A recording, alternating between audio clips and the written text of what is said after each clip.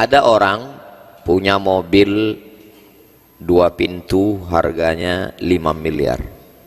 Ternyata mobil itu makin sedikit pintunya makin mahal. Dia tidak pernah berterima kasih pada Tuhan. Kenapa?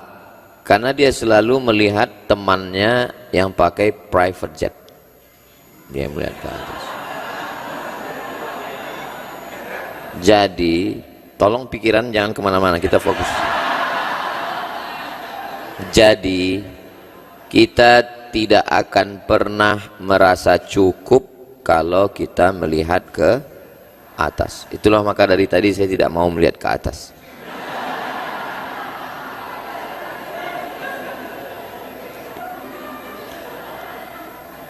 Di jalan yang berbukit itu biasanya, mohon maaf, banyak monyet-monyet. Jadi orang yang lewat di situ ngelempar kacang, ngelempar macam-macam, pisang. Dan kalau mau dekat Idul Fitri kadang THR. Jadi ada orang yang berbaik hati, dia bawa 1 kotak pisang. Monyet-monyet pun berdatangan. Ada yang ngambil 1 pisang, ada yang ngambil 2 pisang, yang paling banyak ngambil 3 pisang. 1 di mulut, 1 di tangan, 1 di kiri. Cuman 3 monyet paling banyak. Mobil berlalu, datang mobil berikutnya, turun orangnya, sama-sama kotaknya dia bawa. Ternyata manusia ini kalau dia melihat ke atas dan dia sudah kena penyakit tamak.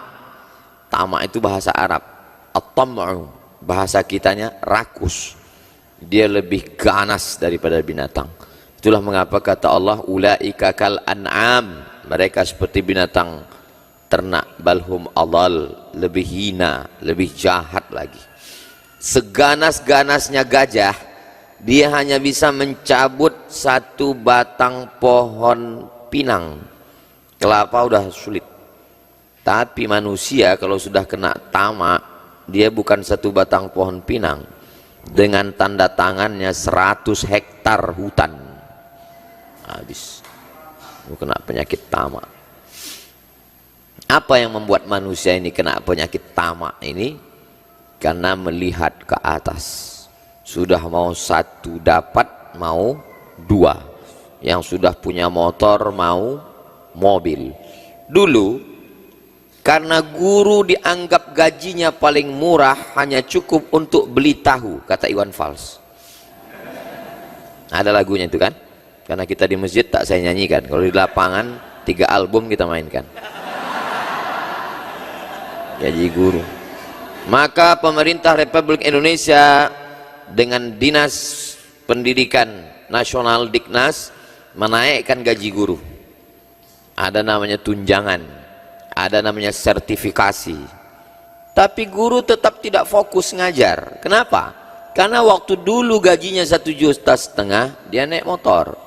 Sekarang setelah naik 2 kali lipat jadi 3 juta, tambah sertifikasi jadi 6, ternyata kebutuhannya bertambah. Dia kredit mobil. Dulu 1 kali isi minyak 20.000 bisa seminggu.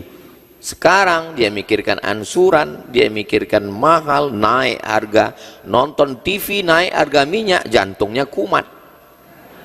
Dari klaksonnya udah kedengaran, kredit, kredit, kredit.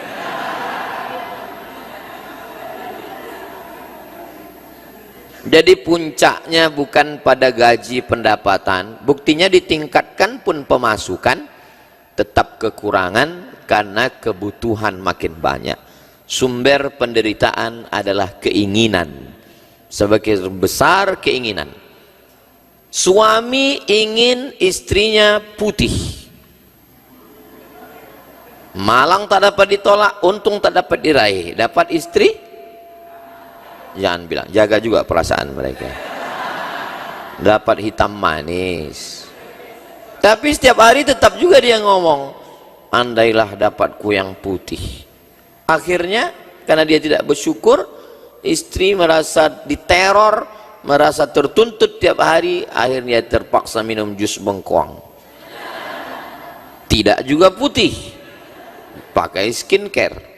Alhamdulillah, kulit putih, mata hitam. Melihat rekening berkurang. Memang yang paling hebat adalah judul tausiah petang ini. Kalau mau jadi raja, maka obatnya hanyalah satu, qanaah, merasa cukup. Kalau dia merasa cukup dengan pemberian Allah, apa kata Nabi? Iqna' bima qasamallahu lak takun aghnan nas. Merasa cukuplah dengan pembagian Allah kepadamu, maka engkaulah orang yang paling kaya. Apa makna raja? Raja artinya dia tidak bisa didikte orang, dia tidak bisa ditekan orang, dia tidak bisa dijengkali, diukur orang, dia tidak bisa dikecilkan orang. Kenapa? Karena dia tidak pernah punya hutang, dia tidak pernah ada sangkutan, dia tidak pernah ada apa-apa dengan orang. Rumah besar, mobil mahal, duit banyak, tapi kalau kita diukur orang, begitu ketemu, si anu rumahnya besar, yang mobilnya besar, iya tapi hutangnya besar juga. Oh bapak itu kaya ya, mobilnya mahal, iya tapi cobalah kau datang ke rumahnya, air putih pun gak keluar. Orang mengukur kita bukan raja. Di antara semua binatang yang ada di hutan, kalaulah standar raja itu karena besar, berarti yang layak jadi raja itu adalah gajah. Tapi gajah tidak pernah menjadi raja hutan. Kalaulah yang menjadi raja itu karena banyak bulunya, maka monyetlah yang paling layak. Tapi monyet tidak pernah jadi raja hutan. Kenapa yang menjadi raja itu adalah singa? Singa selalu dipakai sebagai simbol raja. Bagi kami di Sumatera, maka singa itu dipakai sebagai nama raja, si Singa Mangaraja. Itu di Sumatera Utara.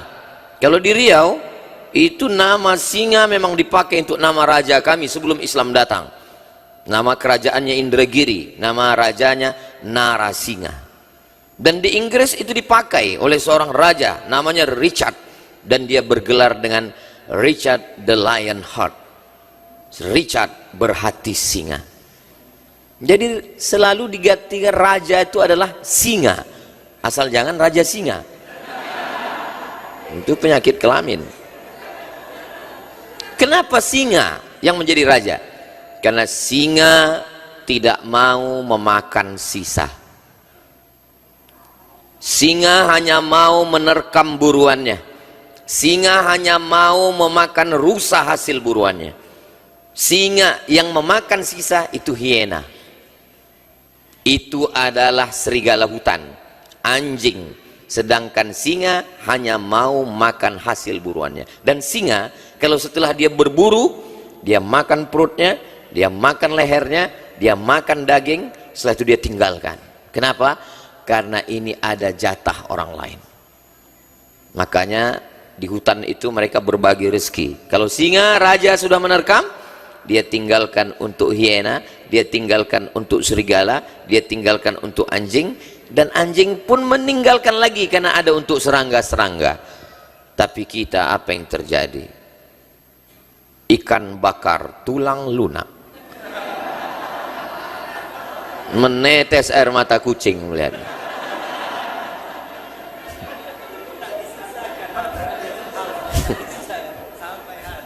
Ini kata kucing. Nabi melarang istinja pakai tulang onta, tulang kambing. Pergi ke gurun pasir, habis BAB mau istinja pakai batu. Kalau ada nampak tulang onta, tulang kambing tidak boleh. Kenapa? Karena itu ta'amu ikhwanikum, makanan jin. Makanya kalau habis makan daging kambing, daging sapi, daging kerbau malam, maka tulang-tulangnya jangan biarkan dapur di luar, karena khawatir mereka masuk ke dalam. Mereka juga mau makan tulang-tulang itu. Sekarang tulang pun tak bersisa. Presto. Itulah kenapa jangan heran di SMP banyak anak kerasukan. Kenapa? Karena tulang mereka sudah kena makan semua. Jadi kalau mau menjadi raja, jangan rakus, jangan tamak, berilah jatah orang, bagilah dia. kaya raya, rumah besar, mobil mewah, jendela kaca, dinding batu, tapi gaji security 6 bulan sekali baru digaji, kurus kering. Driver, supir ditahan rezekinya. Tukang yang pernah kerja di rumah dia saling berbisik, Persatuan Tukang-Tukang Internasional. Alhamdulillah aku dapat jatah kerja nih bulan ini di rumah. Di rumah siapa? Di rumah saya. Enggak usah. Aku pernah dulu di situ. Wal awwalu wal akhir. Yang pertama dan terakhir. Nikah anaknya, semua orang catering ditelepon.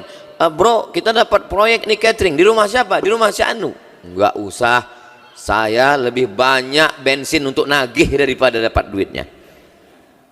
Kita kalau mau menjadi raja di raja, dihormati, dimuliakan, maka kuncinya adalah qanaah, merasa cukup dengan pemberian Allah Subhanahu wa taala. Banyak orang tidak mau membahas qanaah ini.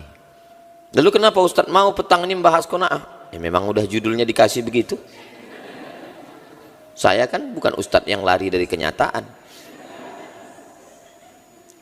Qanaah inilah kuncinya. Tapi saya tidak mau qanaah ini dijadikan tameng bagi orang yang malas. Nanti kamu setelah S1 ini ada lanjut S2, S3. Merasa cukup dengan pemberian Allah. Keluar transkrip nilai. Ini yang baru daftar kemarin. Baru semester 1. Naik semester 2. Pulang kampung, datang orang tuanya. Kenapa nilaimu cuma 2,5? Kita harus puas dengan pemberian Allah. Itu bukan qanaah. Itu terpaksa disensor, kasar, nggak layak ngomongnya. Jangan berlindung di balik qanaah, karena yang paling qanaah adalah Nabi Muhammad sallallahu alaihi wasallam.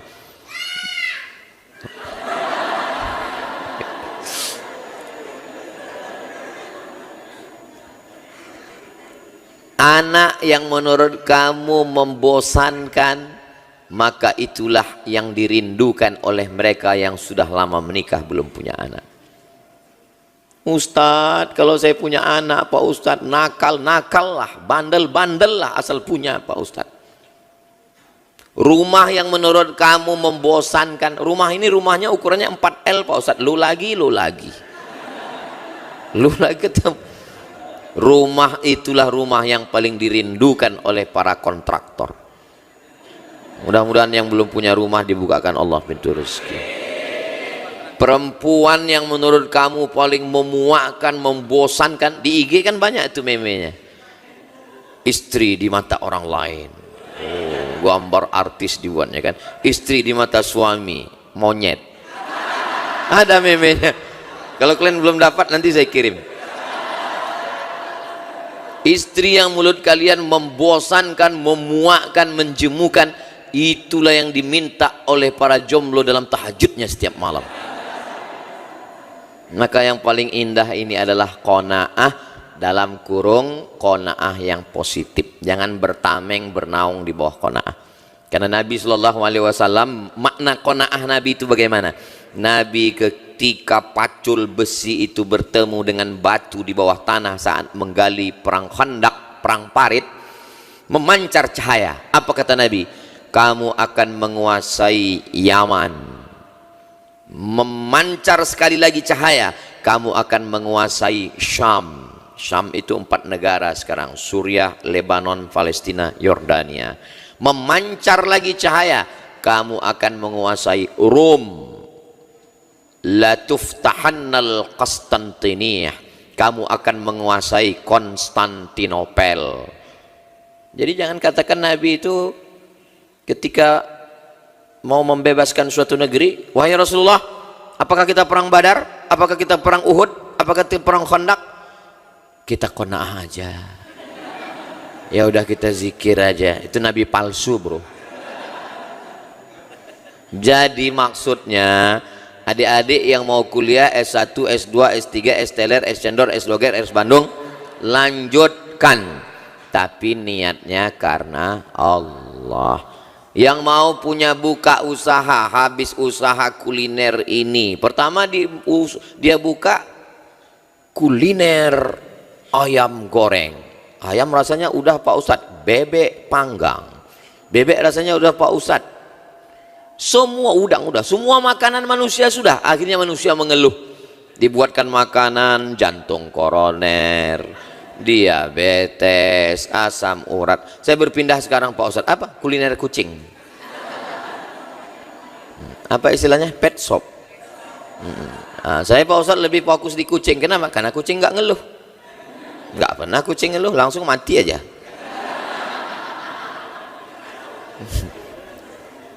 Jadi prinsipnya adalah prinsip ayat fa'idha faraghta fansab. Kalau sudah selesai dari satu usaha, satu bisnis, satu pekerjaan, satu sekolah, fansab. Tapi jangan ayatnya benar, hadisnya benar, tafsirnya sesat. Ente kemarin ngantar mahasiswi si Anu waktu semester 1, iya. Kemarin aku lihat bonceng si Anu, fa'idha faraghta fansab. Itu tafsir sesat itu.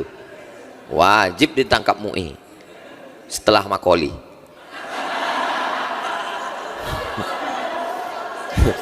Jadi jangan bertameng bernaung di balik qanaah lalu kita menjadi mundur.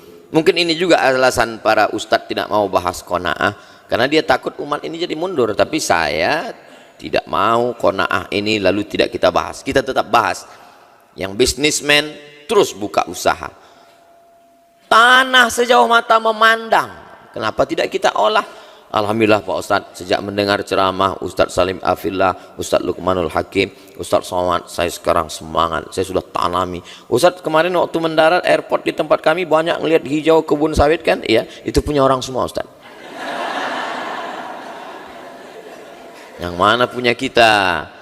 Jadi Nabi SAW kalau kita lihat dalam kehidupannya, untuk visi misi ke depan dia panjang. Kapan Nabi ngomong itu baru terwujud? 700 tahun setelah statement la taftahunnal Qastantiniyah, barulah lahir seorang laki-laki Muhammad Al-Fatih tahun 1500-an Masehi, 500 tahun yang lalu barulah merebut Konstantin menjadi Istanbul. Dari kota yang didirikan Kaisar Konstantinopel menjadi kota Islam Istanbul 700 tahun setelah itu. Jadi bukan berarti qanaah itu tidak punya cita-cita, tidak punya keinginan. Dulu kita kalau kenalan sama orang kan nama, tempat tanggal lahir. Nanti pas tanya cita-cita, serahkan pada Allah. Apa ini? Itu bukan qanaah. Gantungkan cita-citamu setinggi bintang di langit. Tapi untuk kehidupan pribadi qanaah. Bagaimana kehidupan pribadi Nabi SAW? Makan apa adanya. Ini sekarang banyak orang untuk makan saja style. Makan di rumah makan, semua makanan ada, kepiting ada, udang ada, kambing ada, semuanya ada. Meletakkan garam itu kan dulu simple aja ibu kita di dapur. Nah, ini perlu mencari rumah makan yang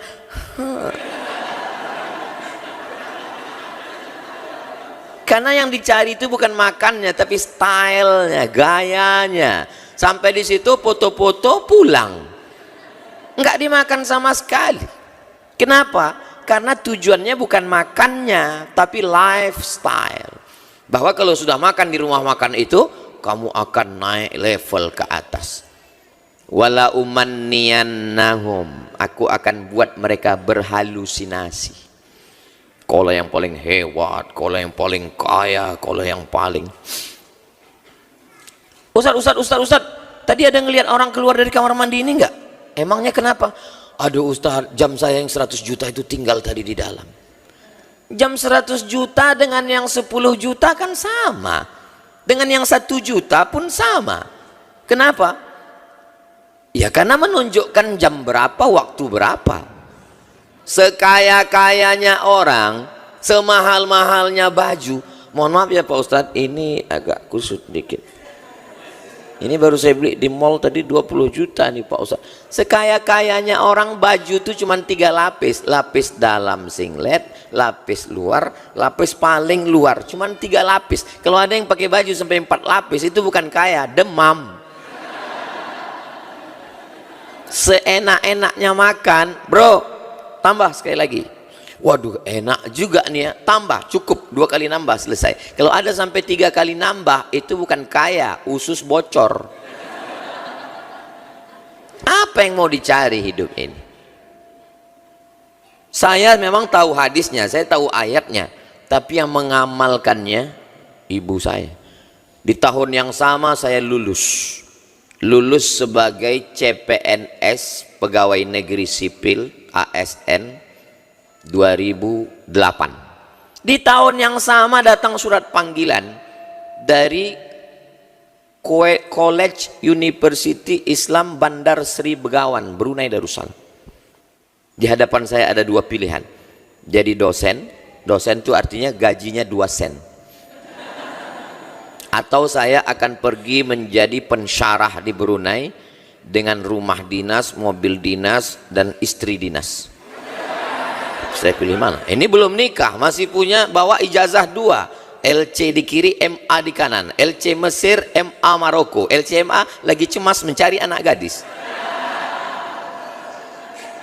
Ibu saya luar biasa qanaahnya. Apa kata dia? Cakap dia ke saya. Mat, hidup nih cuma 2. Makan, pakai. Dimanapun kau tinggal, takkan lebih dari makan, pakai. Makan, pakai. Hujan batu di negeri sendiri, hujan emas di negeri orang. Lebih baik kau tetap di sini. Kau tetap. Saya dengarkan cakap ibu saya. Apa yang terjadi sekarang? Saya tetap di Indonesia. Saya bisa berdakwah ke pedalaman. Saya kenal dengan Ustadz Salim Afillah. Saya kenal dengan Ustadz Lukman. Di Kalimantan saya dibawa ke kepulauan Karimata, Teluk Pak Kedai. Karena ada nama tempat kami dibawa Teluk Pak Kedai. Ada lagunya tuh, Pakedai, Pakedai. Sampai ke Yogyakarta, saya dibawa Ustadz Salim Afillah ke pesantren Merapi Merbabu. Saya bisa masuk ke Bagan Benio, saya bisa masuk ke Batu Tilam, saya bisa masuk ke suku Sakai, saya masuk ke pedalaman, dan Brunei Darussalam saya tetap diangkat sebagai profesor di University Islam Sultan Syarif Ali. Bagi yang tahu, saya tahu. Betul pesan ibu saya. Tapi dia tidak tahu kalau ditanya apa hadisnya, maknanya nggak tahu. Apa dalilnya? Enggak. Kenapa? Karena mereka orang-orang tua itu selalu berpikir dengan ilham, intuisi. Karena makannya baik, zikirnya baik, dekat dengan Allah, maka Allah kirimkan ilham ke dia. Hidup ini cuma makan pakai, kata dia. Kau mau kaya, kau mau banyak duit, hidup ini cuma 2, makan pakai. Yang terjadi sekarang banyak orang kaya tidak bisa makan, tidak bisa nggak makan. Ustadz ngomongnya salah, masa iya orang kaya pejabat nggak makan? Saya satu meja dengan pejabat orang kaya berseragam. Begitu di depan itu ada kepiting, ada cumi, ada semua. Mereka nggak ada yang makan. Pas giliran makan saya duluan. Silakan Pak Ustadz. Kepitingnya Pak, silakan Pak Ustadz. Cuminya Pak, silakan Pak Ustadz. Daging kambingnya, aduh Pak Ustadz saya memang tegang ini tengkuk Pak Ustadz. Nggak ada. Lama saya mikir, untuk apalah kalian jadi orang kaya, jadi pejabat, saya pikir. Syukur-syukur duitnya yang banyak itu sempat bangun masjid. Amin. Syukur-syukur. Mau makan nggak bisa, mau minum takut diabetes, mau kawin lagi istri kejam. Apa yang bisa dilakukan? Pakai pun nggak bisa dibuat pakaian. Sekarang banyak sekali orang kaya yang nggak bisa berpakaian. Makanya saya senang sekali kalau ceramah dibawa ke Merapi Merbabu. Saya tenang di sana. Tapi kalau sudah tinggal di hotel, banyak sekali di hotel itu orang kaya yang tidak bisa pakai. Ada kainnya belum selesai dijahit udah dipakai, resleting belum dipasang udah dipakai, tinggi 170 kain cuma 50 cm dipakai. Loh, Ustadz kok tahu? Ustadz ngelihat? Iya, gimana lagi?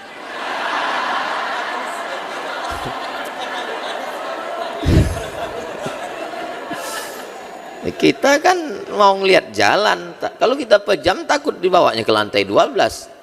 Kita bukakan juga sedikit, sekedar cari tahu aja, tahu kita udah di lantai berapa. Jadi yang paling indah adalah qanaah. Saya mengatur jadwal dulu, saya ngatur jadwal ini nggak pakai qanaah, ku sana ku mari ku sana. Terus lama-lama saya pikir, iya panitianya siap terus, orang dia buat acara setahun sekali, kita yang tiap hari pergi sana pergi sini pergi sana pergi sini. Akhirnya setelah lama saya punya format ke Yogyakarta cuman 4 hari, Jumat, Sabtu, Ahad, Senin. Datang Jumat, Senin pulang, Selasa, Rabu, Kamis di rumah, tenang. Kita tidak dikejar-kejar orang, apalagi dekat-dekat pilkada begini. Jadi sekarang saya tenang, nggak bisa saya didikte orang. Ustaz Somad, kita ke sana. Saya bilang jadwal saya di Yogyakarta, nggak bisa diganggu gugat siapa pun. Ini Pak Ustaz ada gubernur, ada bupati. Apa ada orang yang lebih hebat dari Ustaz Salim Afillah? Saya bilang. Diam mereka semua. Disitulah baru saya paham bahwa kalau kita qanaah, kitalah yang raja. Kita tidak bisa diatur-atur orang. Mana ada orang bisa ngatur Abdul Somad? Yang bisa ngatur 2 pawang inilah cuma. Tapi kalau udah datang jadwal Yogyakarta, jadwal Pontianak, Ustaz Somad ke Pontianak, I am coming. Ustaz Somad datang ke Yogyakarta, siap, menyala abangku. Nah, jadi adik-adik, kalau kalian mau independen, kalau kalian mau bebas, tidak didikte orang, tidak diukur orang, tidak dijengkali orang, maka kuncinya ada pada qanaah, merasa cukup, tapi kalian tetap punya cita-cita yang tinggi dan hebat. Insya Allah adik-adik semua akan menjadi raja. Kalaupun tidak raja di Pulau Jawa, raja di rumahnya sendiri.